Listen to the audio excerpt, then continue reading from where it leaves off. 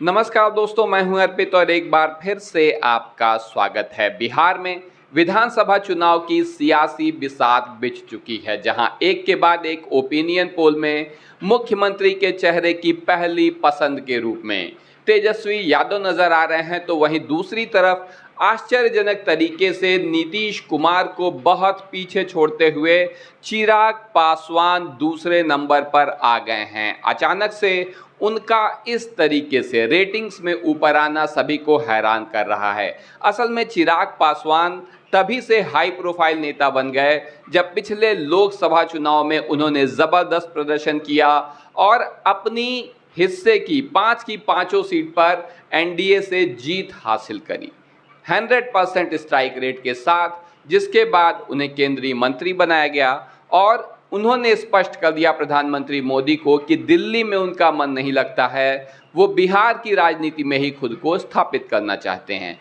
जिसके बाद उन्होंने बिहार विधानसभा चुनाव में 50 सीटों की मांग कर दी है भारतीय जनता पार्टी और जेडीयू से। अब कितनी सीट उन्हें मिलेगी ये तो आने वाला समय बताएगा, लेकिन इस वीडियो में हम आपको बताने जा रहे हैं कि वो कौन सी सीट है जो 100% कंफर्म है कि चिराग पासवान को ही मिलेगी और उस सीट से कौन से कैंडिडेट उतारे जाएंगे। तो आप अपनी राय कमेंट करके ज़रूर बताइए कि ये कौन से कैंडिडेट जो हम बता रहे हैं ये जीत पाएंगे, इसमें से कौन कौन से और कौन चुनाव नहीं जीत पाएंगे। तो चलिए शुरुआत करते हैं। सबसे पहला जो नाम है आप यहाँ स्क्रीन पर देख सकते हैं, कोमल सिंह का, जो गायघाट विधानसभा सीट से चुनाव लड़ने जा रही हैं। आपको बता दें कि 2020 में चिराग पासवान की एलजेपी किसी भी पक्ष में नहीं थी, ना तो वो एनडीए में थी और ना ही वो महागठबंधन का हिस्सा थी, बल्कि अलग चुनाव लड़ा था। हालांकि चिराग पासवान कह रहे थे कि मैं मोदी जी का हनुमान हूं। उन्होंने बहुत नुकसान पहुंचाया था जेडीयू को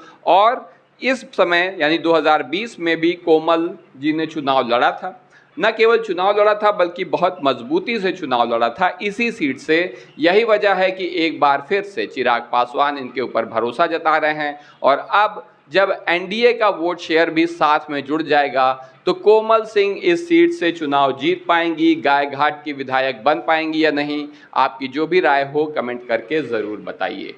अगला जो नाम है हमारी लिस्ट में आप देख सकते हैं, यह है संजय सिंह और ये बहुत ही हाई प्रोफाइल सीट से चुनाव लड़ने जा रहे हैं, जिसे आरजेडी का किला, आरजेडी का गढ़ कहा जाता है। इस सीट का नाम है महुआ विधानसभा। हालांकि इस बार शायद खुद आरजेडी भी यहाँ से चुनाव नहीं लड़ेगी, क्योंकि तेज प्रताप यादव जो कि लालू यादव जी के बड़े बेटे हैं वो यहाँ से चुनाव लड़ेंगे। उन्हें पार्टी और परिवार से निकाल दिया गया है। तो ऐसे में अब जब उन्होंने यहाँ चुनाव लड़ने का ऐलान कर दिया है तो शायद आरजेडी यहाँ पर कोई कैंडिडेट नहीं उतारेगी।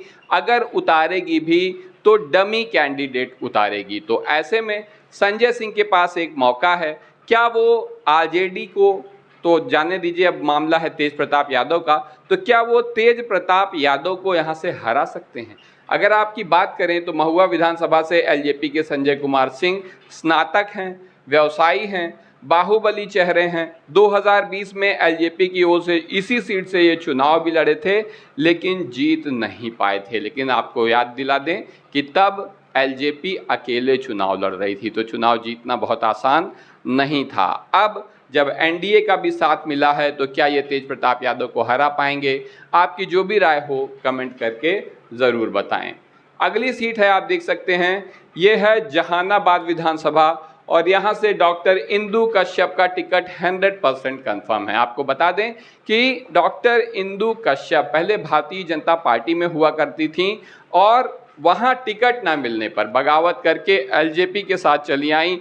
एलजेपी के टिकट पर इसी सीट से चुनाव लड़ा, 24,176 वोट हासिल किए, जो कि बड़ी बात थी। यही वजह है कि ये सीट मांग रहे हैं अपने लिए चिराग पासवान और पूरी उम्मीद है कि मिल भी जाएगी। और प्रत्याशी और कोई नहीं बल्कि एक बार फिर से डॉक्टर इंदु कश्यप होंगी और चुनाव जीतेंगी या नहीं, आप कमेंट करके ज़रूर बताइए।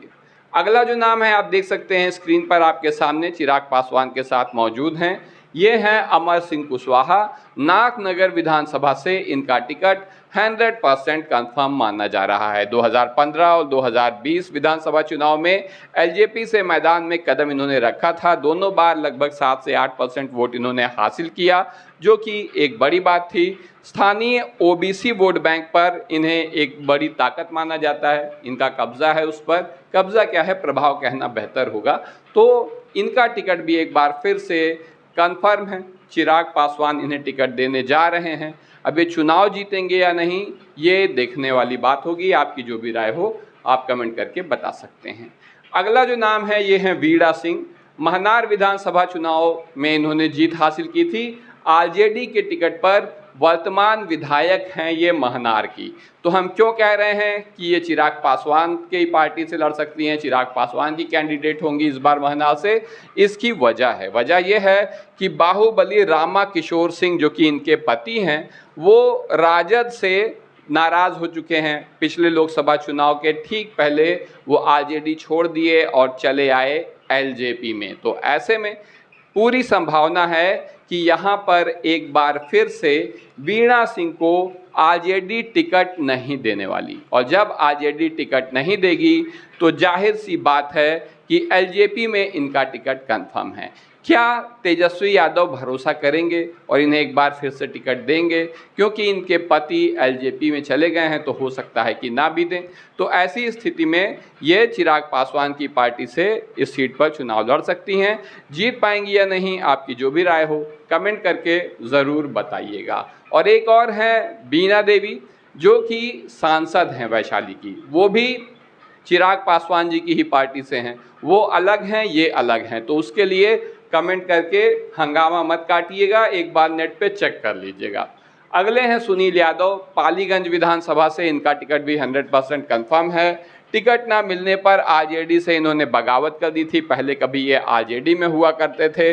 निर्दलीय प्रत्याशी बन गए। पालीगंज की जनता से दमदार कनेक्शन रखने वाले बाहुबली नेता के रूप में जाने जाते हैं।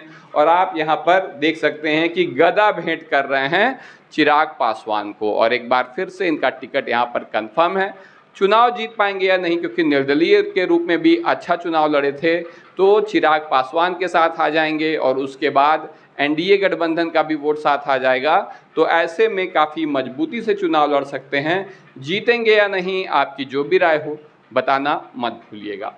अगले हैं सुधीर सिंह, जो कि तरैया विधानसभा से। ये हैं सुधीर सिंह, तरैया विधानसभा से इनका टिकट कंफर्म माना जा रहा है। ये भी पहले निर्दलीय ही चुनाव लड़ चुके हैं, इस बार फिर से निर्दलीय लड़ने की तैयारी कर रहे थे, लेकिन चिराग पासवान से इनकी अब सहमति बन गई है और लोजपा के टिकट पर तरैया विधानसभा से चुनाव लड़ेंगे।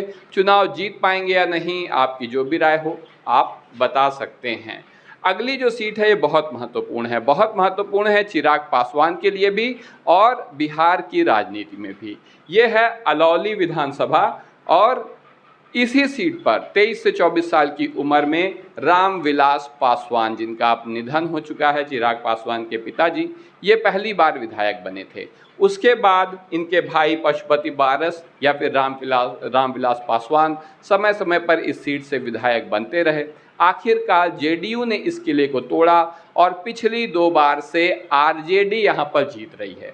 लेकिन पिछले विधानसभा चुनाव में यानी 2020 में आरजेडी की यहाँ पर लीड सिर्फ 2773 यानी 2773 वोट की थी, जो कि बहुत छोटी लीड मानी जाएगी। तो ऐसे में चिराग पासवान जो इस सीट को किसी भी कीमत पर वापस हासिल करना चाहते हैं, उनकी पारिवारिक सीट रही है, वो ही इस सीट पर अपना प्रत्याशी उतारेंगे एनडीए से, इसमें कोई शक नहीं है। जीत पाएंगे या नहीं, आपकी जो भी राय हो, क्योंकि यहाँ पर जो प्रत्याशी उतार रहे हैं, आपको बता दें, इनका नाम है रामचंद्र सदा, और 2020 में 18% यहाँ पर वोट हासिल किया था। ये सारी जानकारी हम आपको पहले ही दे चुके हैं। तो रामचंद्र सदा यहाँ पर चुनाव जीतेंगे या नहीं, चिराग की पार्टी से, आपकी जो भी राय हो बताना मत भूलिएगा। अगली जो सीट है आप देख सकते हैं चकाई विधानसभा। यहाँ पर 2 नाम चल रहे हैं। पहला नाम है रविशंकर पासवान का, जिनकी फ़ोटो स्क्रीन पर लगी हुई है। इन्हें टिकट मिल सकता है, या फिर पिछली बार यहाँ पर चिराग पासवान की पार्टी से चुनाव लड़े थे संजय मंडल, उनका भी नाम मजबूती से चल रहा है। दोनों में से किसी एक को टिकट मिलेगा। आपकी क्या राय है, किसे टिकट दिया जाना चाहिए? कमेंट करके ज़रूर बताइए। अगला नाम है, आप देख सकते हैं यहाँ सिकंदरा से सुभाष पासवान का, ये स्क्रीन पर आपके सामने मौजूद हैं। सुभाष पासवान की बात करें तो सिकंदरा सीट से एलजेपी से विधानसभा चुनाव 2020 में भी चुनाव लड़े थे। एससी आरक्षित सीट होने के बावजूद लगभग 7% वोट हासिल किया था, जो कि पार्टी के लिए बड़ी उपलब्धि थी उस समय में, क्योंकि चिराग पासवान का ग्राफ बहुत तेज़ी से तब बढ़ा जब पिछले लोकसभा चुनाव में उन्होंने अपनी 5 की 5 सीटें जीत ली। तो अब यहाँ पर एक बार फिर से इनका टिकट कंफर्म है। सिकंदरा विधानसभा से चुनाव जीतेंगे या नहीं, ये फिलहाल आप बेहतर बता सकते हैं। जब हर तरफ का कैंडिडेट बता दिया जाएगा तब हम आपको बताएंगे कि कौन जीतने जा रहा है। अगले हैं राजू तिवारी, गोविंदगंज विधानसभा से। इनका टिकट भी 100% कंफर्म है। स्क्रीन पर आप इन्हें यहाँ देख सकते हैं। ये प्रदेश अध्यक्ष हैं लोक जनशक्ति पार्टी के, और इसी से आप इनके राजनीतिक कद को भी समझ सकते हैं। चिराग पासवान के खासे करीबी हैं। चिराग पासवान ने इन्हें आश्वस्त कर दिया है कि आपका टिकट गोविंदगंज से कंफर्म है, जाइए क्षेत्र में प्रचार करिए। इनका प्रचार अभियान शुरू हो चुका है, सोशल मीडिया पर आप देख भी सकते हैं। तो ऐसे में अब ये चुनाव यहाँ से जीतेंगे या नहीं, अपनी राय आप बता सकते हैं। अगला जो नाम है, एक बार फिर से रफीगंज विधानसभा से प्रमोद कुमार सिंह, बड़े ही दमदार प्रत्याशी हैं और इनके समर्थन में बहुत ढेर सारे कमेंट हमारे पास आते हैं। प्रदेश महासचिव हैं लोजपा के, और इसी से आप इनका स्टेटस समझ लीजिए। 100% टिकट कंफर्म है। रफीगंज से जीत पाएंगे या नहीं, इसके बारे में आप अपनी राय बता सकते हैं। अगला जो नाम है, ये अगर कहा जाए कि चिराग पासवान के सबसे ज़्यादा करीबी, सबसे ज़्यादा निकटतम नेता हैं, तो गलत नहीं होगा। इनके बारे में कहा जाता है हुलास पांडे, जिनके भाई भी विधायक हैं। ये ब्रह्मपुर विधानसभा से चुनाव लड़ने जा रहे हैं। इनका टिकट 100% कंफर्म है। इनके बारे में आपको ये भी बता दें कि सिर्फ बिहार की मीडिया में नहीं बल्कि राष्ट्रीय मीडिया में उस समय ये चर्चा में आ गए थे जब इनके ऊपर ईडी की रेड हुई थी, एक नहीं दो ऑफिस में, पटना और बेंगलोर में। और उस वक्त खास बात यह है कि चिराग पासवान देश से बाहर थे, भारत में नहीं थे, और बालू खनन माफिया के रूप में भी इनकी पहचान है और फंडिंग करने का काम ये करते हैं यहाँ पर चिराग पासवान के लिए।